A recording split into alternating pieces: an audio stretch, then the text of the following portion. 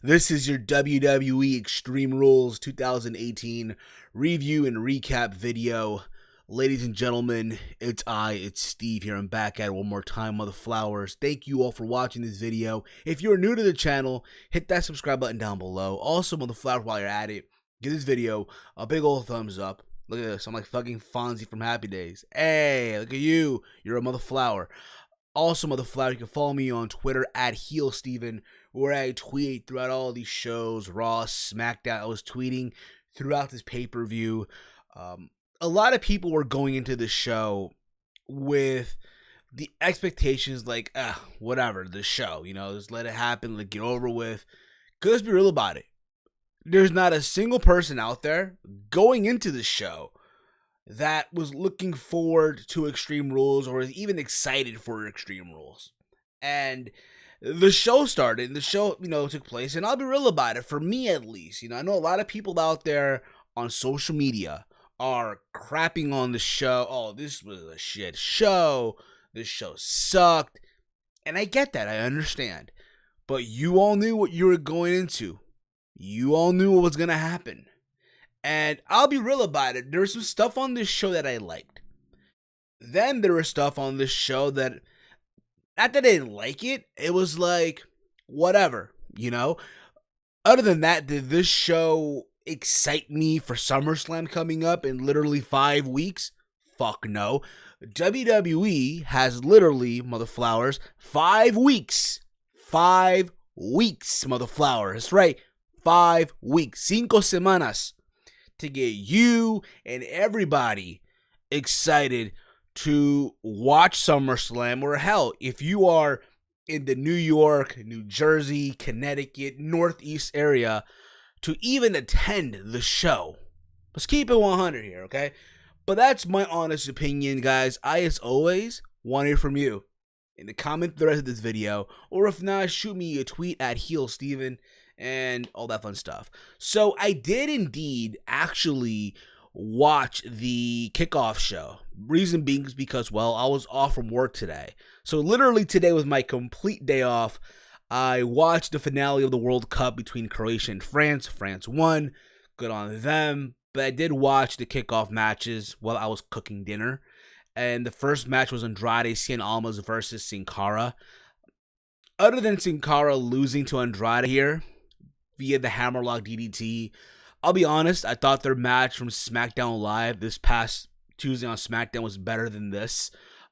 Even though people thought that, hey, Sin Cara was going to win, they're going to go with the whole 50-50 booking. In reality, no. They had Andrade win again. I think, honestly, after this, Andrade should start getting into, let's say, a more serious feud going forward from this. Don't get me wrong, Sin Cara and Andrade Cien Almas had a better match, like I said, this past Tuesday on SmackDown. But I think from here, okay, this is that welcoming to the main roster feud, if you will, for Andrade. Now let's see where he goes from here. Other than that, I thought this match was just there. Again, nothing bad or anything like that. I just thought their match from SmackDown Live this past Tuesday was better than this. We get the table match, the tag team table match between Sanity, all three members of Sanity, Killian Dane, Alexander Wolf, and Eric Young versus the New Day. And for what this was, it was an okay match. All the guys got in there, they did their thing. Let's be real about it. Going into this, let's keep it 100. Sanity really felt like a bust on the main roster. This past Tuesday on SmackDown, I want to say it was Daniel Bryan who pinned Eric Young. And let's be real about it. I'm going to say this right now.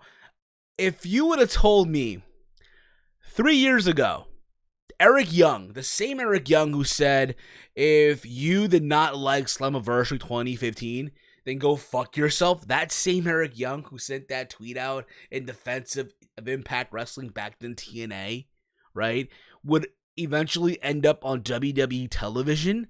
I would have not believed you. And look how time goes, and look how time flies, and shit like that. Look where we're at now. And for what, like I said before, this match for what it was an okay match. Literally, Eric Young put Kofi Kingston through a table with an elbow drop from the outside of the ring. They did this whole thing where I want to say it was Alexander Wolf. He had Kofi literally on the apron, and he was holding him and let Kofi was gonna go to the table, and then Eric Young just jumped from the top turnbuckle to the outside and landed on Kofi and went to the table. Again, I'm happy to know that Sanity finally got a win here because, again, they needed a fucking win. And from what it looks like, too, you know what? A feud between the New Day and Sanity going into SummerSlam. Why the hell not? You can see a lot of good matches from here. You know, a Killian Dane versus Big E, a Killian Dane versus Kofi, Alexander Wolf versus Kofi, Alexander Wolf versus Xavier Woods, Alexander Wolf versus Xavier Woods or Big E or Eric Young, and etc. You can do many combinations of all 6 guys here, and you can lead it up to SummerSlam. But we'll see how that goes as well. Again, I thought Saturday winning here was very, very much needed. We then go on to the main card of this pay-per-view. We kicked the show off with the Raw Tag Team Championship match between the B team of Curtis Axel and Bo Dallas versus Matt Hardy and Bray Wyatt. And let's be real about this, okay? Leading up to this match on Monday Night Raw, right, these past couple of weeks, it was both members of the B team who were dressed up as cosplays of Matt Hardy, Woken Matt and Bray Wyatt getting wins on Matt Hardy. And they were giving them, the B team, that is, so much momentum, so much, a high advantage and shit like that, momentum, motivation going into the show. You would think, okay, that the tag team champions here, being Woken Matt and Bray Wyatt, are finally going to get a win. They're finally going to get their win, their big win that they needed and stuff. And there was a moment in this match where they teased Bray Wyatt and Bo Dallas in the ring, and you hear Bo Dallas screaming, "I'm not scared of you," even though we all know that they're fucking brothers. We know that shit already, right? And it got people going crazy for a minute, and then obviously Bo Dallas tagging Curtis Axel. But for what this was, I thought this was okay, standard match that I would have seen on Monday Night Raw.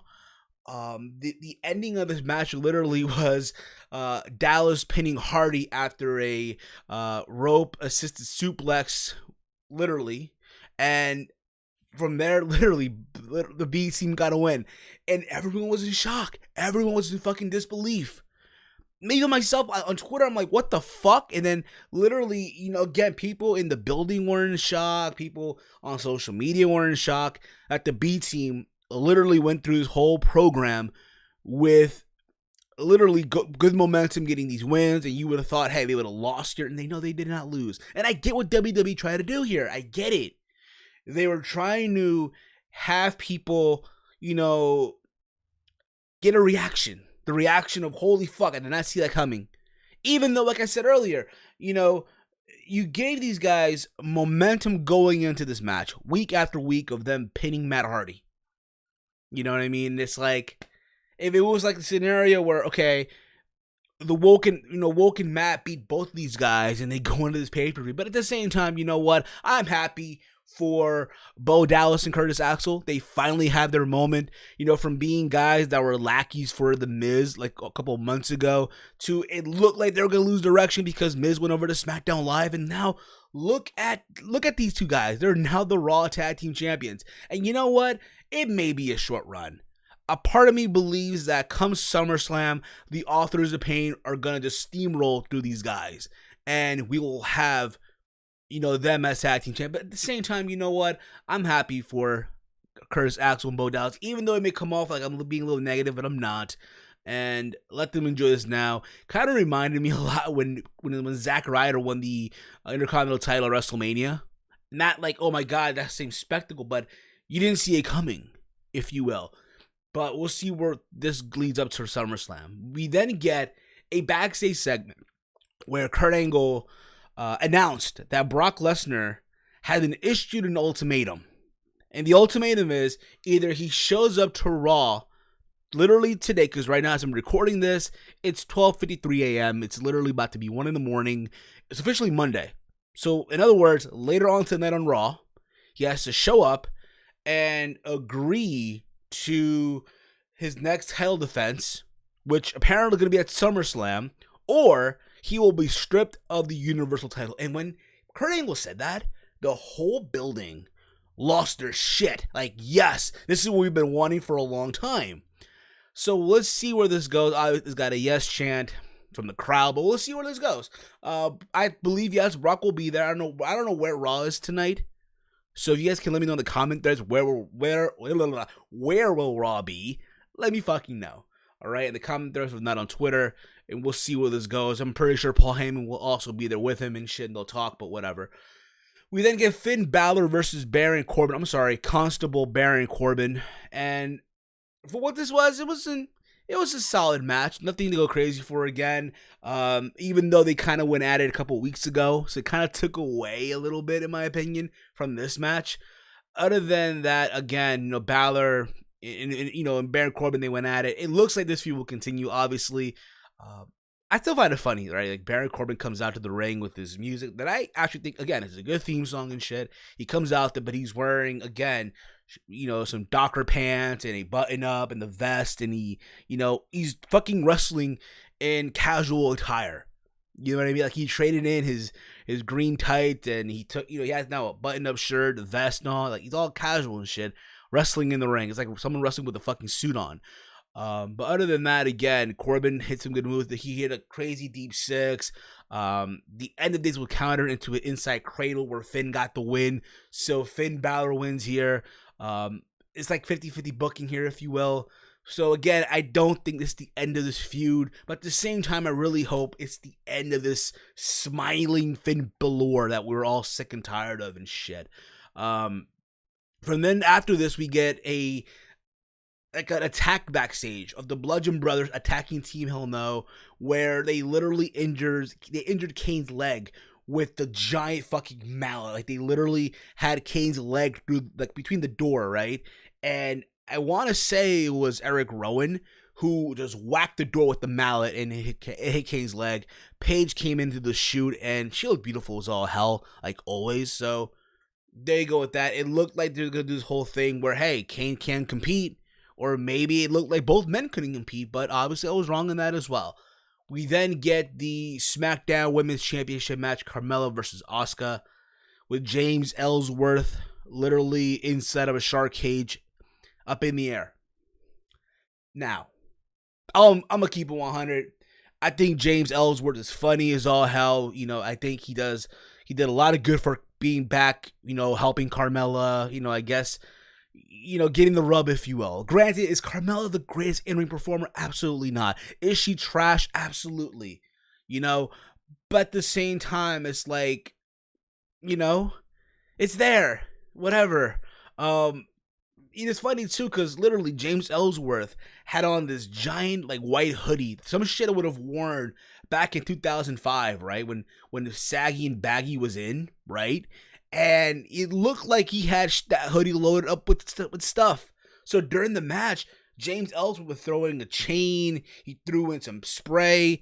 Carmella caught them and shit. And there was a moment where obviously James Ellsworth was trying to escape the cage. Like he was literally trying to open the door and whatever. He actually found a way to open the door, but he got stuck. So he was literally hanging from the bottom of the door of the fucking cage and shit. He was dingling around, and Asuka went in there and started literally kicking him like he was a fucking boxing bag, a fucking punching bag and shit, beating the fuck out of him. There was a moment where they wanted to put him back in the cage, but Asuka wasn't having it, which then led to Carmella picking up the momentum or the advantage, if you will, and literally pushing Asuka into the cage door, the structure, if you will, and Asuka just, goes into it head first, where Carmella got the 1, 2, 3. So I get what they're trying to do. All these obstacles so Carmella can retain, and I'll be honest about it. I did not see Asuka winning. I did not see it happen. I know people are gonna say, "Oh, Asuka now's a lost cause. It's bullshit." They probably will do another match on SmackDown Live. It's probably gonna happen, Mother Flower. So just be patient with this shit, all right? Be fucking patient with it. At the same time, too, I think at SummerSlam you do Becky and Carmella. In a perfect scenario, you would have done Becky versus Asuka for the SmackDown Women's title. I guess that's like the IWC's like dream match and shit like that. But we'll see where this goes. We'll see where this fucking goes. But Carmella is still, for now, the SmackDown Women's Champion. What do you fucking do? Again, I don't want to come off like I'm hating on this match, but it did nothing for me. I didn't care, whatever. I was literally, and this is the part of the match where I was rolling up my blunt. You know what I mean? So there you go with that. We then get the United States Championship match, Shinsuke Nakamura versus Jeff Hardy. This match literally ended in like 3 seconds or so. Jeff Hardy got low blow by Nakamura before the bell even rang, while the referee had his back turned and shit. And then they were like, hey, can you go? The referee was asking Jeff, can you go? Can you go? Jeff was like, yes, I'll go. Ring the bell rings, and literally Shinsuke Nakamura hits the Kinshasa for the 1, 2, 3. Shinsuke Nakamura, the new U.S. champion. And then out comes Randy Orton. And Randy Orton has like this staring, it's hard, like mean look on Nakamura. Keep this in mind, Jeff Hardy was getting back up. And then this led to Randy Orton to attack Jeff Hardy and leaves the ring. What does that mean? I have no fucking clue. Randy Orton's a heel.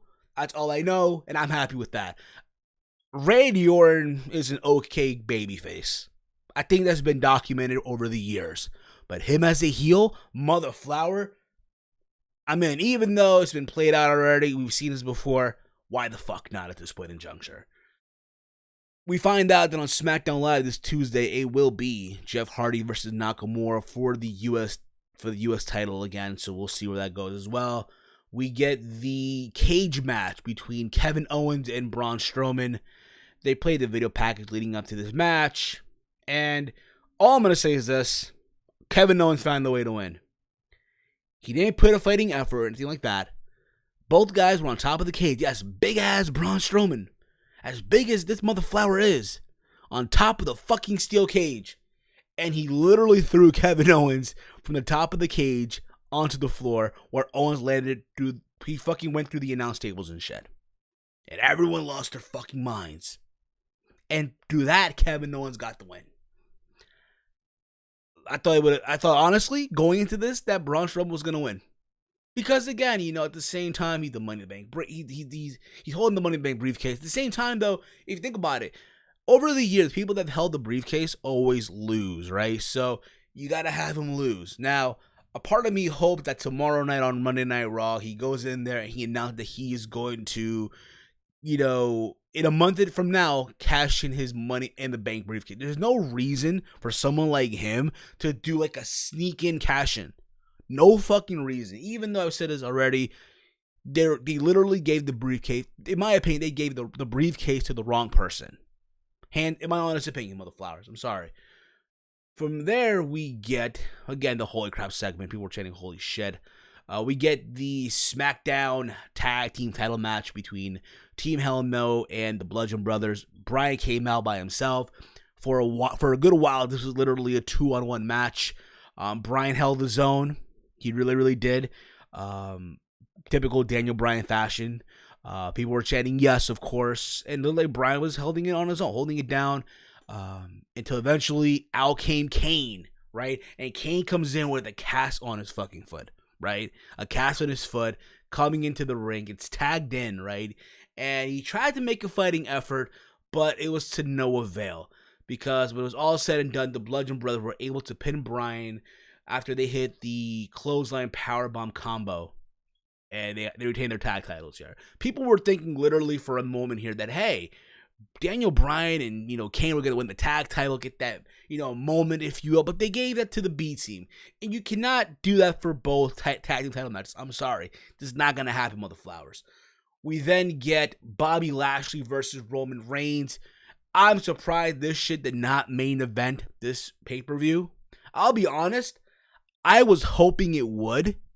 For the simple fact that I wanted to see the IWC implode on social media. I'm into shit like that, mother flowers. That's something you should know.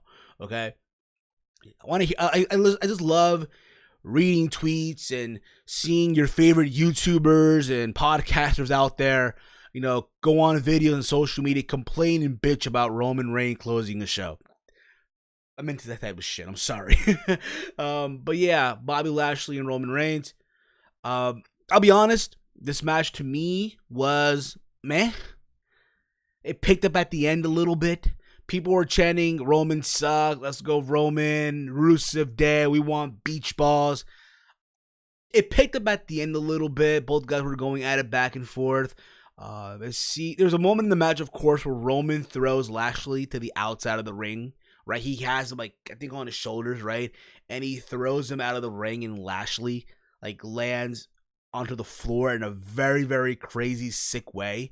Right, it looked like Lashley would have fucked up his back or something, right, and it looked like Roman was gonna win. I'll be honest, going into this match, I thought Roman Reigns was gonna win. I really thought that. And it looked like he was like, yeah, this is my yard. He caught him with like 2 Superman punches. This is my yard. And he goes for the spear, and Lashley counters with his spear in a very sloppy way and gets the 1, 2, 3. At the same time, though, as much as I thought Roman Reigns was going to get the win here, I think that by giving the win to Lashley, he needed it as well. He really did need this win. He actually did. And now, let's see where they go from here. SummerSlam. Could tomorrow we possibly see Bobby Lashley coming out while Brock Lesnar is there and makes a challenge for SummerSlam? I think, honestly, at this point, they're going to probably do that. They're going to probably do Bobby Lashley and Brock Lesnar. Because why would Roman even come out? I get it. Roman is the uncrowned Universal Champion. But at the same time, he lost. He lost to Lashley. So why would he even bother trying to come out there? This would not make sense in my honest opinion. But again, Lashley got the win, so good for him. He needs the win. So let's see where that goes going forward. We then get the Extreme Rules match, literally the only Extreme Rules match on the show, between Alexa Bliss and Nia Jax. In other words, this was Big Patty versus Helga 3 in the playground from Hey Arnold, literally. All I'm going to say about this match sucked. This match was terrible. Rousey got involved and people went crazy for it. She took out Mickie James, but it wasn't enough. At the same time as well, Natalya was also at ringside as well to support Nia Jax. And keep this in mind too, right? So Ronda Rousey is suspended from WWE, right? That's the note, she's suspended. But yet, she buys a ticket to the show, and they do this whole thing early in the day where she's literally being escorted to the arena to get her seats and shit like that. It just came out so corny. They put the camera on her. It was her and Travis Brown, a.k.a. Travis Rousey, who's her husband, by the way. Former, I think he's still in the UFC. From what I'm hearing as well, per Brian Alvarez, apparently Travis Brown is also in training to be, I guess, as part of the WWE at the Performance Center as well. So what I'm hearing, the rumor and innuendo. If it's right, let me know on Twitter. If not, let me know as well. So Ronda comes in there. She starts, literally going after Alexa Bliss. She catches her. Also on Mickie James. She literally does this, Death Valley drop, Samoa drop type of shit. This is a judo move as well, right? The judo move and shit. And all of this, again, it led to, if I'm going to look like Nyla going to get the win, but at the end of it, Mickie James got involved at the end, hit like a kendo stick on the back of Nia Jax or a steel chair. Yeah, it was a steel chair. And then Alexa hit the DDT onto the chair. So Alexa Bliss retained her title here. SummerSlam is going to happen. SummerSlam is going to be Alexa Bliss versus Ronda Rousey. I think that's where Ronda finally has her moment at the Barclays Center in New York. And that's where I'm calling it right now. The moment Ronda wins the belt, a lot of people are going to be pissed off. A lot of you motherflowers that are chanting for Ronda Rousey and all that shit are the same ones that are going to implode, be miserable, bitch, and complain. And again, I'm into that type of shit. I'm into it. I'm into seeing the IWC, the YWC, your favorite YouTuber, your favorite podcaster out there complaining. I'm into that type of shit. I love it. It makes my fucking day. Seriously, it's not the we talking, motherflower. It's not the fucking we talking, bruh. Alright? Just keeping it 100. We then after we get to the WWE title match, we get AJ Styles versus Rusev. I thought this match was pretty fun. It's back and forth. Crazy good back and forth match here. Aiden English during this match, he literally tried to explode the top turnbuckle to give Rusev the advantage. Styles literally avoid the interference, and there was a moment, right, where Styles being chased by Rusev, right? They're chasing each other and shit, and Rusev has Styles in the corner. He goes, but he himself hits the exposed turnbuckle that Aiden English put out to help out Rusev, and that backfired. Rusev then gets hit with the 450 splash off the springboard, and then he gets hit with the phenomenal forearm. So all this, again, Rusev's first WWE title match. I know a lot of people were expecting Rusev to win. Again, being that anything can happen, that would have been a good shock moment too. But at the end of the day, it was all said and done, AJ Styles retaining the title here. And we'll see where they go for SummerSlam. A part of me does believe that at SummerSlam, it will be Samoa Joe and AJ Styles for the WWE Championship. If so, why the fuck not? But again, WWE has a lot to do to get me excited for SummerSlam. We then get the main event. Literally on this card, there were 12 matches. 2 of them on the kickoff, and then this was the 10th match. What really surprised me, this was the match to close the show. I'm talking about Dolph Ziggler and Seth Rollins' 30-minute Iron Man match for the Intercontinental Championship. Now, a lot of people were upset on social media that, how come the WWE title did a main event and this did? Listen, the Intercontinental title, when you think about it too, is also a prestigious belt in WWE. Now, I get it, the WWE title matches always go last. I understand that too. But at the same time, it's a filler paper. It's a filler pay-per-view. It's filler. End of the day. So, take it for what it's worth. Shut the fuck up. And, hey, this match, I'll be real about it. I thought going into this, oh my God, these two guys were going to go out there and just tear the fuck up. Now, I'm not saying this was a bad match. I just thought the stipulation sucked.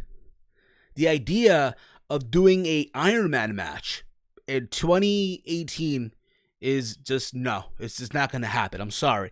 It's just a terrible idea. Think about this. A couple weeks ago, these two guys had like a 28-minute match on TV. Crazy back and forth, near falls and shit, and obviously Ziggler got the win. You come here now on pay-per-view, and you have them go at it again, but this time, we're going to get like fucking 3 falls or 4 falls or 7 falls within 30 minutes. It didn't need that many falls. There was a moment where, literally Rollins was up 3 falls to 0. One of them because of fucking Drew McIntyre interfered and it caused Ziggler to fall by disqualification. And all that, again, McIntyre attacking, Seth Rollins here led to Ziggler to tie this shit up. Even get the lead. And I'll be real about it too. A part of me really would have wished this past Monday on Raw when McIntyre beat Rollins, hey, if you win, you get added into the match. That's what the stipulation should have been. Not have just Drew McIntyre in his ring gear. In his fucking ring gear, his little tights and his fucking vest or just his little tights out there just to watch the shit go down. No. You should have put him in the match, make it a triple threat.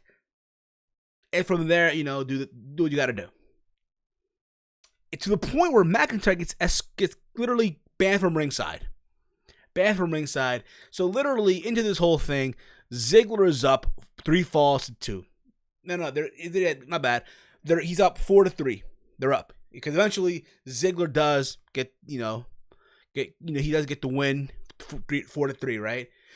So literally, for like the last 15, and by the way, the crowd here was so annoying. So every time they would hit like the 50th second mark, right? They do the countdown 10, 9, 8, 7, right? Like the Royal Rumble, like the little countdown and shit.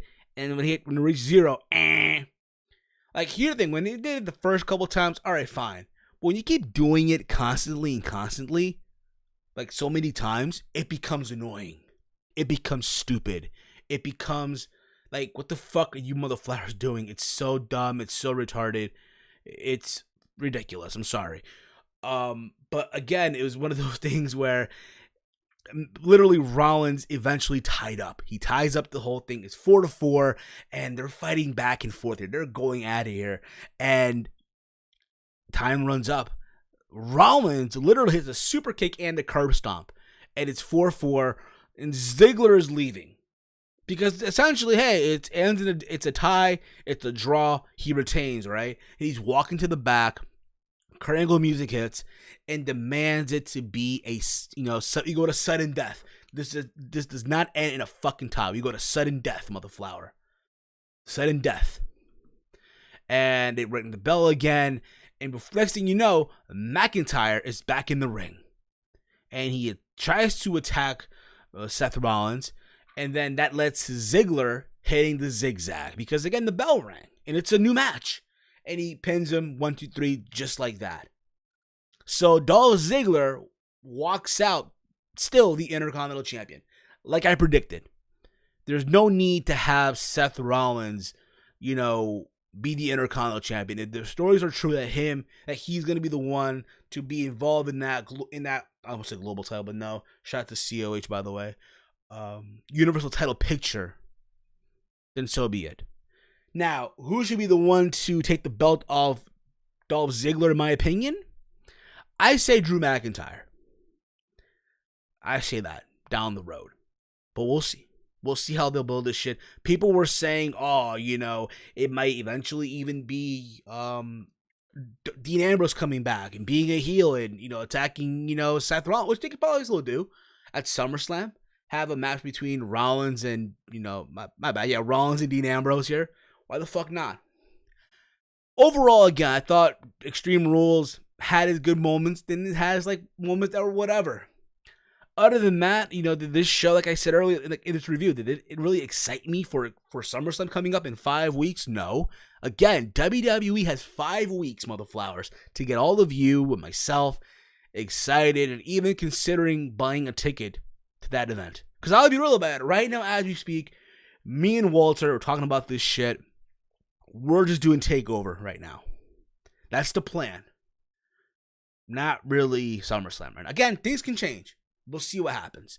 Before I wrap up, I want to give my quick thoughts on Hulk Hogan as well. Hulk Hogan apparently had been reinstated into the WWE Hall of Fame, which, to be honest, he should have never been kicked out, in my opinion. I get it.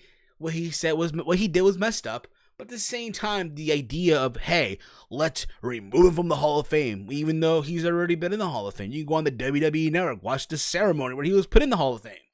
It's there. You can't take that away from the guy. Hulk Hogan, whether you like it or not, he's the guy that made pro wrestling mainstream. He put this shit on the map.